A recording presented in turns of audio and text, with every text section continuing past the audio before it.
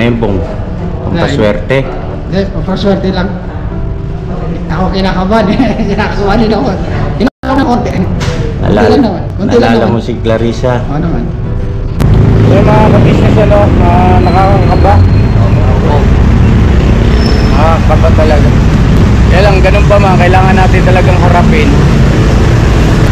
Tsaka isa pa nga po pala mga ka-business, kaya hindi ko muna pinababa si Kuya Bong kasi ibang daming nagko-komento, sinasuggest nila na dapat daw si Kuya Bong ay ipa-drug test din. Kasi may pagkakataon daw po na papansin nila sa vlog natin na halimbawa, umabsent si Kuya Bong ng medyo matagal, tapos sa pagbalik ay parang labas daw ng labas yung dila. Merong hinala yung ating mga butihing mga viewers na baka hindi lang basta alak ang kinahumalingan ni Kuya Bong. So bali bukas po mga ka-business ay yun na yung mga laboratory. Opo, laboratory Ultrasound, tapos yung sa drug test po mga ka-business, ni-refer kami sa ibang ibang clinic. Ano yun pa? LTO mismo. Abangan na lang po bukas mga ka-business Basta mag-pray lang po tayo mga ka-business. Makikisuyo po yung result nga po pala nung nung drug test kaya po at ito nakuha na rin natin. So ito po siya.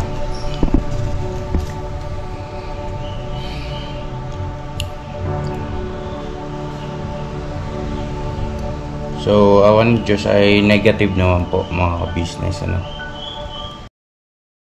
Mga ka-business, baka samantalahin ko itong pagkakataon na to. Kung po pwede po sana, lalambing ako sa inyo. Supportahan niyo po yung Anime Reactors TV. Solid ka business po yan. Tapos ano po kasi siya, bedridden na po mga ka-business. So sa pamamagitan ng pagbablog, awa ng Diyos nga na monetize na siya. Nagkakaroon siya ng kaunting revenue. Kaya maliliit lang kasi yung views niya. Baka pwede po suportahan natin si Anime Reactors TV. Yan. Pero bedridden na po siya. Kaya mapapansin nyo yung at least na mukha niya, pinapakita niya. Cartoon character. Suportahan po natin yan, Anime Reactors TV.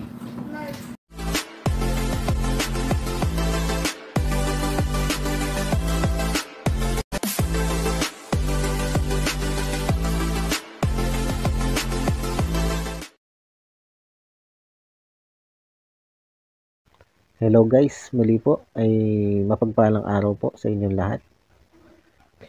Yan guys, for today's video po ay gawan po natin ng reaction. Itong ginawa ni ka-business na pagpapa-check up at na pagpapa-drug test dito kay Kuya Bong. Nung nakaraang araw nga po ay sumakit ang tiyan nitong si Kuya Bong. Kaya naman minabuti na nila ka-business na ipa-check up na ito. At dito ay minabuti na rin ni ka-business na ipa-drug test nga po itong si Kuya Bong. Dahil na rin dun sa mga sinasabi ng viewers o sa mga comment ng viewers na mukhang hindi nga lang daw po anak ang tinitake nitong si Kuya Bong. Dahil napapansin nga daw po nila na pagkakagaling nitong si Kuya Bong sa ilang araw na absent ay madalas na lumalabas ang dila nito. At ang ganito nga daw pong mannerism ay mannerism ng isang tao na gumagamit ng pinagbabawal na gamot.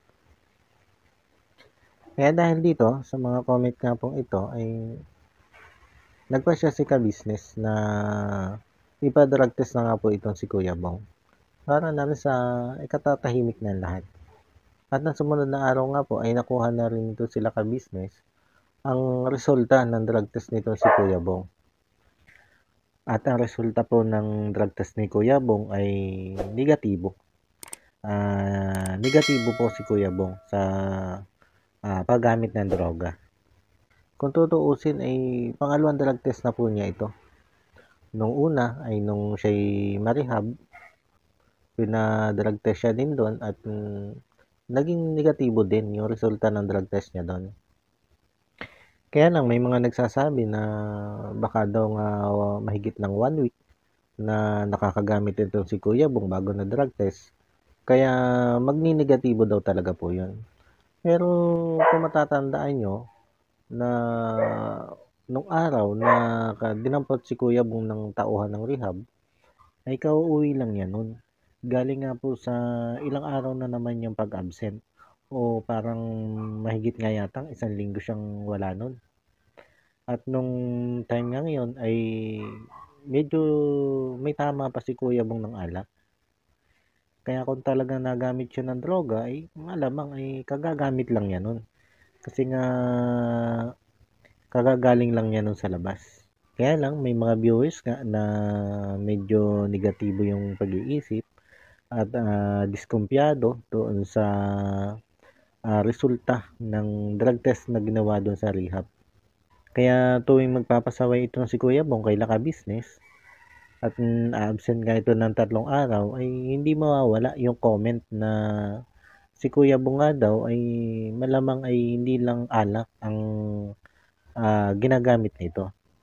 At sinasabi din po nila doon sa comment na mas maganda kung ipa-drug test nga daw po ni Ka-Business itong si Kuya Bong. At yung mga ganong comments ay hindi naman binaliwala nitong si Ka-Business. Kaya naman, eto nga, itong isang araw, ay minabuti nga niyang ipa-drug test na ito si Kuya Bong.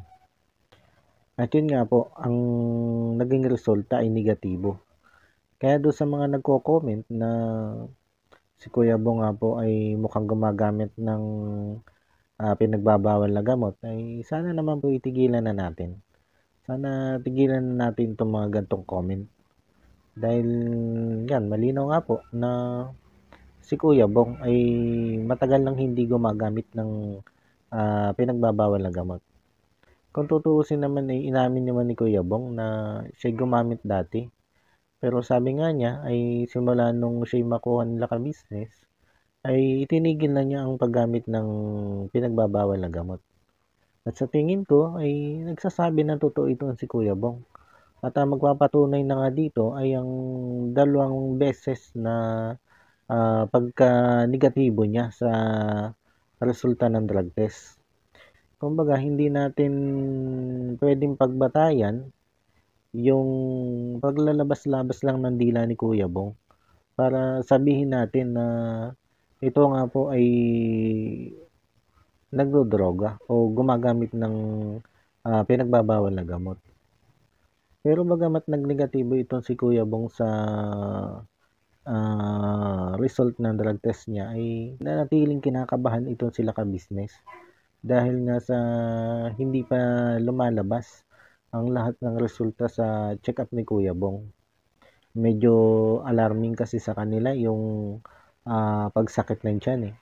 Kasi kung matatanda natin, ito si Kuya Boknoy nga ay nung bago ito ma-diagnose na may stage 3B colon cancer, ay doon din ito nagsimula sa pananakit ng tiyan. Kaya ang buong Ka-Business team at ang buong Ka-Business family ay patuloy na nangangamba hanggat hindi nga nila nakikita o nalalaman kung ano nga ba yung resulta ng pagpapacheck up nito si Kuya Bong. At nung makausap nga po nila Ka-Business, itong doktorang nagtingin kay Kuya Bong, ay ikinatuwa naman nila yung naging resulta.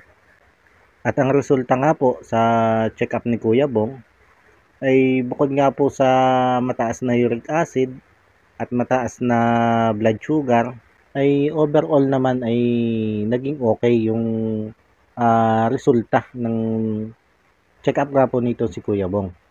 Okay yung kanyang atay at okay din yung kanyang kidney at maging yung iba pang organs nga nito si Kuya Bong ay okay din. Ika nga nung doktora ay napakalakas pa ng immune system nitong si Kuya Bong.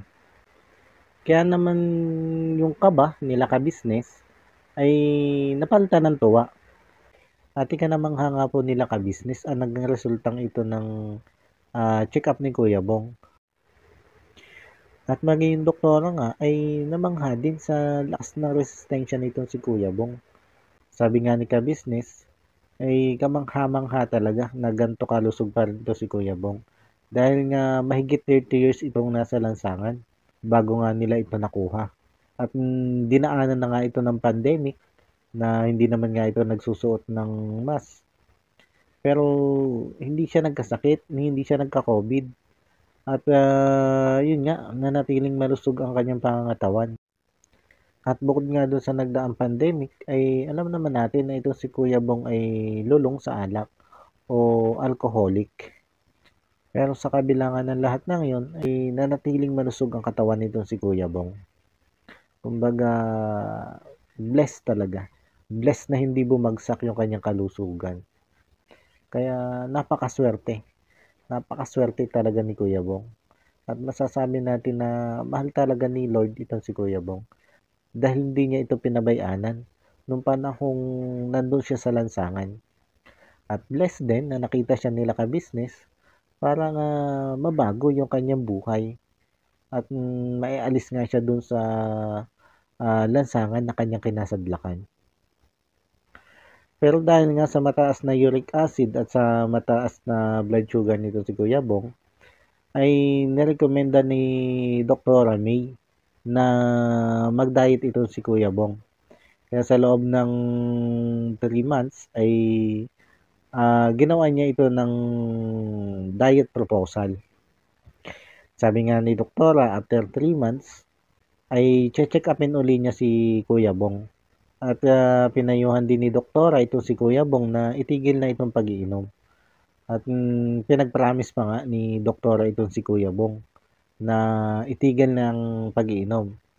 At nag-promise naman si Kuya Bong. Kaya lang, hindi natin masasabi kung talagang yung promise ni Kuya Bong ay tutuparin niya. Kumbaga, ipanalangin na lang natin na sana nga ituparin ni Kuya Bong yung promise niyang hindi na siya mag-iinom. Kasi sinabi din naman ni Kuya Bong na nung umaga nga na napupunta sila sa clinic para kuhanin yung resulta, ay talagang kinakabahan siya. Kinakabahan siya sa kung ano ba yung magiging resulta ng kanyang pagpapacheck up. Kumbaga, ay natakot din siya sa pwedeng mangyari sa kanya. Kaya sana, yung takot na yun, ay siya maging daan para itigil na nga nito si Kuya Bong yung pag-iinom. At doon naman sa mga basher ni Kuya Bong na nagsasabi nga na hindi na magbabago ito si Kuya Bong at mga kung ano-ano pang ibang sinasabi tungkol kay Kuya Bong na hindi kagandahan, sana naman tumigil na kayo. Huwag na po sana kayong sobrang makahusga. At sana maging masaya na lang po kayo dun sa nangyayari sa buhay ni Kuya Bong ngayon. Na yun nga, may isang ka-business na sumagip sa kanya sa buhay niya sa lansangan at ginabayan siyang magbago. At ngayon nga ay may isa namang Ate Clarissa na nagpakita at nagparamdam ng pagmamahal sa kanya. At sigurado na makakatuwang nitong si ka-business na mapagbago itong si Kuya Bong. Kumbaga, isang malakas na katuwang ni ka-business para magabayan si Kuya Bong. Para nga doon sa tuloy-tuloy na pagbabago nitong si Kuya Bong. Kaya sana, yung mga ganong bagay ay ikatuwa nyo na lang. Huwag nyo na pong gawa ng iba pang issue. At huwag nyo na rin tangkaing sulsulan si ka-business na bitawan itong si Kuya Bong. Dahil yung bagay na yan ay napakalabong mangyari. Dahil bukod sa gustong-gusto talaga nila ka-business na mabago itong si Kuya Bong, ay napamahal na ito sa kanila na itunuring na nga nila na isang kapamilya. Kaya wag na po kayong umasa na itong si Kuya Bong ay bibitawan pa nila ka-business. Malabo po, malabong mangyari yan. Ika nga ni ka-business malabo pa sa sabaw ng pusit. Kaya enough na po yung panunulsol. Tama na. Ano guys, hanggang dito na lang muna ulit po itong aking reaction video. At muli po, maraming salamat po sa patuloy niyong pagsuporta at panonood sa aking mga video.